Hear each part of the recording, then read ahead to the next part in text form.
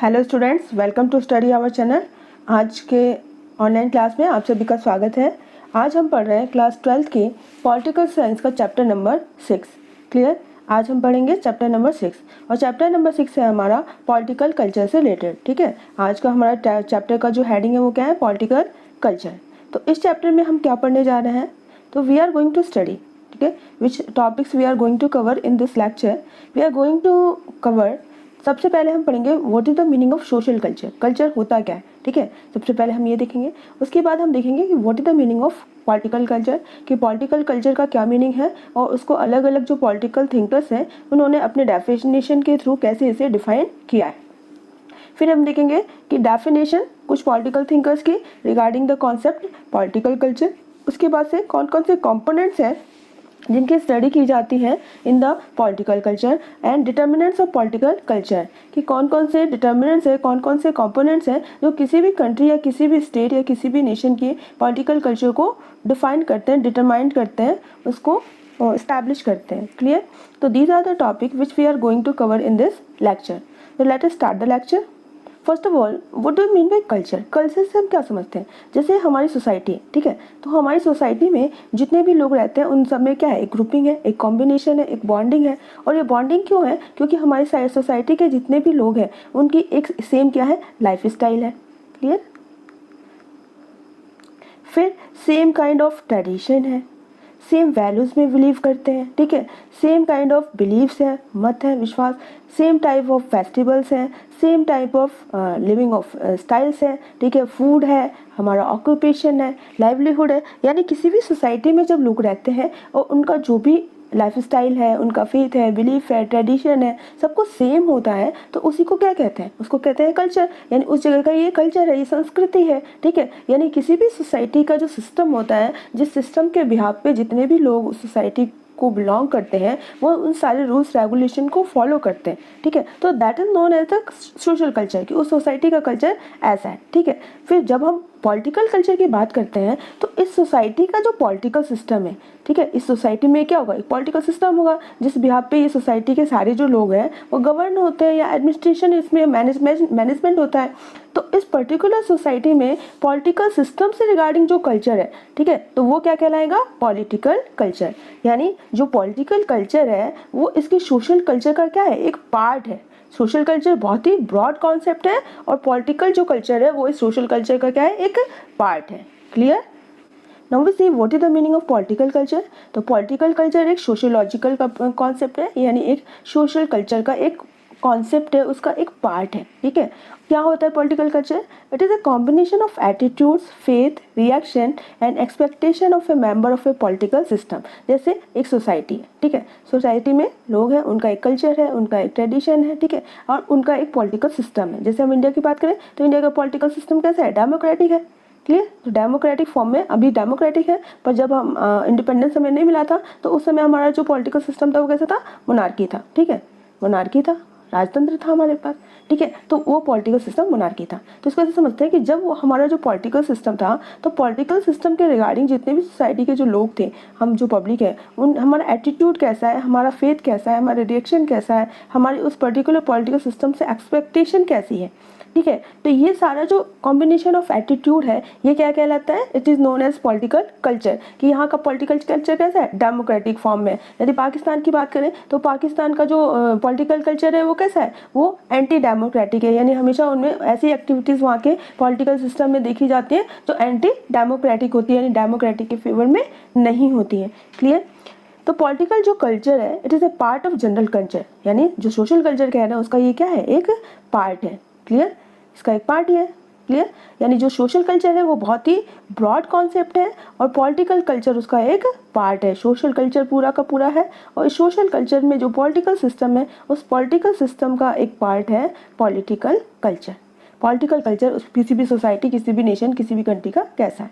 अब क्या होता है? In which the member of a society communicate their values, emotion, tendency, faith and statement. यानी जो पॉलिटिकल कल्चर है किसी भी सोशल कल्चर का एक पार्ट है जिसमें कोई भी एक मेंबर है वो अपने वैल्यूज़, अपने इमोशन, अपने टेंडेंसी, अपने फेथ, अपने स्टेटमेंट को क्या करता है? कम्युनिकेट करता है, रिप्रेजेंट करता है। Clear? Political culture is the political administrative part of general culture. और शॉर्ट में बात करें तो पॉलिटिकल कल्चर क्या है कि ये जो सोसाइटी सोशल कल्चर है, सोशल कल्चर में एक पॉलिटिकल सिस्टम होगा, वो पॉलिटिकल सिस्टम क्या कर रहा है, इस सोसाइटी को पॉलिटिकली एडमिनिस्ट्रेटिव कर रहा है, पॉलिटिकली मैनेज कर रहा है, ठीक है।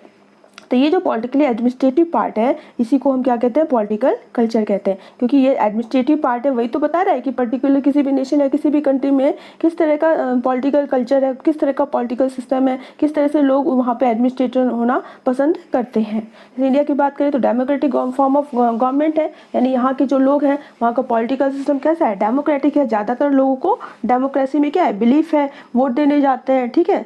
तो हमारे यहाँ वोट देने जाना, ठीक है, इलेक्शन में जो जितने भी कैंडिडेट खड़े होते हैं उनका इलेक्शन में थ्रू द मेजॉरिटी विनिंग होना, तो ये हमारे यहाँ का क्या है, पॉलिटिकल कल्चर है, संस्कृति है कि जो भी हमारे यहाँ नेता है, लीडर है या पीएम है, प्रेसिडेंट है, वो कैसे बनेगा, थ्रू द इलेक्शन, ठीक है। और इलेक्शन में कौन पार्टिसिपेट करेगा, जो लोग हैं वो ज़्यादा से ज़्यादा मेजॉरिटी से के थ्रू उन्हें विनिंग पोस्ट पे अपॉइंट करते हैं। तो political culture is the political administrative of general culture. Clear.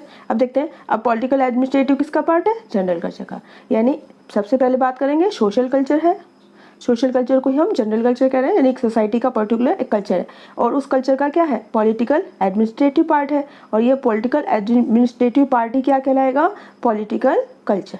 Clear. तो पॉलिटिकल कल्चर इस सोशल कल्चर का सिर्फ एक छोटा सा क्या है, पार्ट है। और क्या है ये political culture, it is the form of combination of attitude, faith, reaction, expectation of A member of A political system. किसी भी पॉलिटिकल सिस्टम के लिए किसी भी सोसाइटी के लोगों का एटीट्यूड कैसा है, नज़रिया कैसा है, कैसे उसे देखते हैं, कैसे उसमें कितना भरोसा करते हैं, फेथ है, रिएक्शन क्या है कि इलेक्शन होता है तो उसमें पार्टिसिपेट करते हैं या नहीं करते हैं, या एकदम आइसोलेटेड रहते हैं, उनको कोई मतलब नहीं है, ठीक है। इस तरह का जो पूरा एक सिस्टम होता है पॉलिटिकल सिस्टम का, उसे क्या कहते हैं, political culture. The next is, अब हम कुछ डेफिनेशन देखते हैं जो कि पॉलिटिकल कल्चर को डिफाइन करेंगे। तो सबसे पहले जो पॉलिटिकल कल्चर को डिफाइन किया था वो ग्रेबियल आर्मेंट ने किया था, और ग्रेबियल आर्मेंट की जो बुक थी वो कौन सी थी, ग्रेबियल आर्मेंट की बुक का नाम था कंपैरेटिव पॉलिटिक्स, कंपैरेटिव पॉलिटिक्स, ठीक है, पॉलिटिक्स याद रखना है, ठीक है। ग्रेबियल जो आर्मेंट की बुक है उसका नाम है कंपैरेटिव पॉलिटिक्स, और उसमें सबसे पहले उन्होंने कल्चर को डिफाइन किया था। उसके बाद से जो प्रोपाउंडर कहें तो पॉलिटिकल कल्चर के जो प्रोपाउंडर हैं वो लुसियन पाई और सिडनी बर्बा, ठीक है, लुसियन पाई प्लस सिडनी बर्बा, इन दोनों ने, और इन दोनों की जो बुक का नाम है वो है political culture and political development, political culture and political development, ठीक है, ये बुक का नाम है, याद रखना है, political culture and political development. इसमें लुसियन पाई और सिडनी बर्बा ने पॉलिटिकल कल्चर को क्या किया है, डिफाइन किया है। अब देखते हैं कि अकॉर्डिंग टू सिडनी बर्बा क्या कहते हैं, political culture include experience, faith, expressive symbol and values that define the situation or condition in which a political process get completed। यानी पॉलिटिकल कल्चर वो सारे एक्सपीरियंस, फेथ, ठीक है, एक्सपीरियंस, फेथ, एक्सप्रेसिव सिम्बल्स या values को, या values हैं जो किसी सिचुएशन या कंडीशन को क्या करते हैं, डिफाइन करते हैं, ठीक है, जिसके बिहाफ पे जो पॉलिटिकल प्रोसेस है किसी भी कंट्री की वो क्या होगी, कंप्लीट होगी। सपोज करो हमारी इंडिया की बात करें तो इंडिया में डेमोक्रेटिक जो हमारा जो बिलीफ है, ठीक है, गवर्नमेंट, तो हमारे जो ये सिंबल है कि डेमोक्रेटिक वे में हमारी जो गवर्नमेंट है वो फॉर्म होनी चाहिए, जो भी इलेक्शन होने चाहिए वो पार्शियल होने चाहिए, ज़्यादा से ज़्यादा लोग हैं वो हमारे इलेक्शन में पार्टिसिपेट करें ताकि जो भी मेजॉरिटी जिस भी कैंडिडेट को मिले वो क्या मिले, सही हो, ठीक है, जो सुटेबल कैंडिडेट है वो इलेक्ट होके आए, ताकि जो हमारी गवर्नमेंट का एम है कि to the welfare of the public, लोगों को क्या वेलफेयर, तो जो कैंडिडेट है मेजॉरिटी के साथ इलेक्ट होकर आएगा, ज़्यादा से ज़्यादा लोग जब इलेक्शन में पार्टिसिपेट करेंगे तो पर्टिकुलर सुटेबल कैंडिडेट को क्या मिलेगी, मेजॉरिटी मिलेगी और वो विनिंग पोस्ट पे आएगा। तो इस तरह से पूरी की पूरी जो पॉलिटिकल सिस्टम है, जो पॉलिटिकल प्रोसेस है वो क्या होगी, कंप्लीट हो जाएगी, ठीक है। तो हाँ यही कह रहा है कि जो भी हमारे फेथ हैं, सिंबल्स हैं, उन सारी सिचुएशन और ऐसी कंडीशन है जो कि किसी भी पॉलिटिकल प्रोसेस को कंप्लीट करने में क्या करती है, पार्टिसिपेट करती है। Clear. The next definition is according to Alan Ball, ठीक है। एलन बॉल ने कैसे डिफाइन किया है, तो एलन बॉल की बुक का नाम रखना है मॉडर्न पॉलिटिक्स एंड गवर्नमेंट, ठीक है। मॉडर्न पॉलिटिक्स एंड गवर्नमेंट, इसमें इन्होंने पॉलिटिकल कल्चर को क्या किया है, डिफाइन किया है। इसी तरह से हमने बुक का नाम बताया ग्रेबियल, जो आमंड की बुक थी वो कौन सी थी, कंपैरेटिव पॉलिटिक्स, ये थी आमंड की बुक। और लुसियन पाई और सिडनी बर्बा की जो बुक थी वो कौन सी थी, political culture and political development, ठीक है। तो ये तीनों बुक के नाम आपको याद रखना है। आमंड की बुक का नाम है comparative politics, comparative politics, comparative politics. Lucian Pye और सिडनी बर्बा की बुक का नाम है political culture and political development, clear. तो ये आपको याद रखना है। अब सिडनी बर्बा क्या कहते हैं, according to Sidney Verba political culture is build by a group, ठीक है। Political culture is build by a group for those attitudes, faith and values of the society which are related to the political system and political matters। यानी कोई एक society है, ठीक है, तो society का क्या है, एक पॉलिटिकल सिस्टम है या पॉलिटिकल मैटर्स है, ठीक है। अब इन मैटर्स के टुवर्ड्स जो सोसाइटी के लोग हैं उनका फेथ कैसा है, उनका एटीट्यूड कैसा है, उनका वैल्यूज़ कैसे बिल्डअप हुए हैं, इसी को क्या कहते हैं, पॉलिटिकल कल्चर। यानी किसी भी सोसाइटी में कि पर्टिकुलर पॉलिटिकल सिस्टम को लेकर क्या उनका एटीट्यूड है, क्या उनके फेथ है, क्या उनके वैल्यू है, उस पर कितना वो भरोसा करते हैं, कितना फेथ रखते हैं, कितना उसमें पार्टिसिपेट करते हैं, ठीक है। तो this all are known as political culture of that society. Now we will talk about the definition of Lucian Pye, ठीक है। लुसियन पाई क्या कहते हैं कि political culture is related in the attitudes, faith and emotion which provide extensiveness and meaningfulness in the political process and provide such inherent thoughts and rules that control the political behavior। तो ये कहते हैं कि लोगों का, society में जो भी लोग हैं उनका किसी भी पॉलिटिकल सिस्टम के टुवर्ड्स क्या एटीट्यूड है, ठीक है, क्या फेथ है, जिसके कारण से कि वो जो पॉलिटिकल सिस्टम है, प्रोसेस है, वो उसको क्या मिलता है, inherent thoughts and rules control the political system. एक मीनिंगफुल, एक इफेक्टिवनेस, एक एक्सटेंसिव वे में वो काम करती है ताकि इस पूरे के पूरे पॉलिटिकल बिहेवियर को क्या करता है, कंट्रोल एंड रूल करता है, सिस्टम को मैनेज करता है। तो that is known as political culture, ठीक है। एक बार फिर से समझते हैं कि political culture is related to the attitude, faith and emotion. यानी लोगों के वो एटीट्यूड, वो फेथ और वो इमोशन है, provide extensive and meaningful to the political process, जो कि पॉलिटिकल प्रोसेस को क्या करते हैं, इफेक्टिवनेस और मीनिंगफुलनेस उसको प्रोवाइड करते हैं। Such inherent thoughts and rules that control the political behaviour. और ये सारे ऐसे थॉट्स, ऐसे रूल्स हैं जो कि किसी भी कंट्री के पॉलिटिकल बिहेवियर को क्या करते हैं, कंट्रोल करते हैं कि उसका बिहेवियर कैसे होगा। जैसे इंडिया की बात करें तो इंडिया का पॉलिटिकल बिहेवियर कैसा है, डेमोक्रेटिक वे में है। जबकि इंग्लैंड की बात करें तो वहाँ का जो पॉलिटिकल बिहेवियर है वो कंटिन्यूसली जो वहाँ पर डेवलपमेंट हुए हैं उसके कारण से हुआ है। यानी वहाँ का पॉलिटिकल कल्चर कैसे हुआ है, कंटिन्यूसली डेवलप हुआ है, क्योंकि हमें पता है कि वहाँ पे कोई भी रिटर्न कॉन्स्टिट्यूशन नहीं है। वहाँ के जो लॉज है, जो ट्रेडिशंस है, वही क्या है, उनके रूल्स एंड रेगुलेशन है। और उन्हीं के टुवर्ड्स वहाँ के जो लोग हैं सोसाइटी के इंग्लैंड में, वो क्या कर रहे हैं, उनकी वैल्यूज़, उनके फेथ, इनका एटीट्यूड टुवर्ड देयर ट्रेडिशन है। तो वहाँ का पॉलिटिकल कल्चर उस तरह से। इसी तरह से यदि पाकिस्तान या एंटी जो डेमोक्रेटिक कंट्रीज़ हैं वहाँ की बात करें तो वहाँ के लोगों की वैल्यूज़ और फेथ और attitude toward the political system या टुवर्ड द पॉलिटिकल प्रोसेस क्या है, डिफरेंट है। और इसी बिहाफ पे, इसी पॉलिटिकल कल्चर के बिहाफ पे उस कंट्री का जो पॉलिटिकल सिस्टम है वो क्या होता है, वो मैनेज होता है। The next definition is according to Almond and Powell, ठीक है। आमंड एंड पावल, इनकी बुक का नाम मैंने बताया था कंपैरेटिव पॉलिटिक्स, ठीक है। इसमें इन्होंने क्या कहा है कि almond culture, political culture is the orientation of what task, ठीक है, क्या करना है, कैसे करना है, इसका जो ओरिएंटेशन है लोगों का, ओरिएंटेशन का मतलब होता है एटीट्यूड, ठीक है। एटीट्यूड मतलब नज़रिया कैसा है, लोग कैसे सोचते हैं किसी भी सिस्टम के लेकर, किसी भी टास्क को लेकर, ठीक है। तो ये क्या कहलाता है, पॉलिटिकल कल्चर कहलाता है according to the Almond and पावल।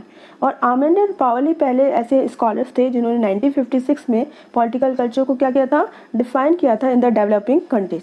जो पॉलिटिकल कल्चर है वो एक मॉडर्न आस्पेक्ट है, मॉडर्न कॉन्सेप्ट है ऑफ द पॉलिटिकल साइंस, जो कि पॉलिटिकल साइंस में कंपैरेटिव स्टडी करने के लिए क्या किया जाता है, यूटिलाइज किया जाता है। इसके बाद फ्रांस की बात करते हैं तो फ्रांस का जो कंट्री का जो पॉलिटिकल कल्चर है वो कैसे डेवलप हुआ है, रिवोल्यूशन के थ्रू। फिर इंग्लैंड की बात करते हैं तो इंग्लैंड का जो पॉलिटिकल कल्चर है वो वहाँ के ट्रेडिशन, वहाँ के जो भी रूल्स एंड रेगुलेशन है, फेथ है लोगों का, उसके थ्रू डेवलप हुआ है। हमारे इंडिया की बात करें तो हमारे इंडिया का जो political form of government system है वो आफ्टर ए लॉन्ग स्ट्रगल क्या हुआ है, डेवलप हुआ है। Now we talk about what are the components of political culture, यानी पॉलिटिकल कल्चर में हम किस चीज़ की स्टडी करते हैं, कौन कौन से कंपोनेंट्स हैं जिसकी हम स्टडी करेंगे। तो सबसे पहले इसमें दो कंपोनेंट्स हैं, एक तो है ओरिएंटेशन और दूसरा है पॉलिटिकल सब्जेक्ट। ओरिएंटेशन का मतलब होता है कि attitudes and attraction of the people toward any subject, यानी किसी भी सब्जेक्ट को लेके लोगों का एटीट्यूड कैसा है, उनका नज़रिया कैसा है, उनका लगाव कैसा है, उनका झुकाव कैसा है। फिर पॉलिटिकल सब्जेक्ट, यानी कौन कौन से पॉलिटिकल सब्जेक्ट्स हैं जिनसे रिगार्डिंग हम लोगों का जो एटीट्यूड है, जो ओरिएंटेशन है, उससे रिगार्डिंग स्टडी करते हैं। सो सबसे पहले ओरिएंटेशन देखते हैं कि एटीट्यूड, तो सबसे पहला आता है कंसेंसस ओरिएंटेशन।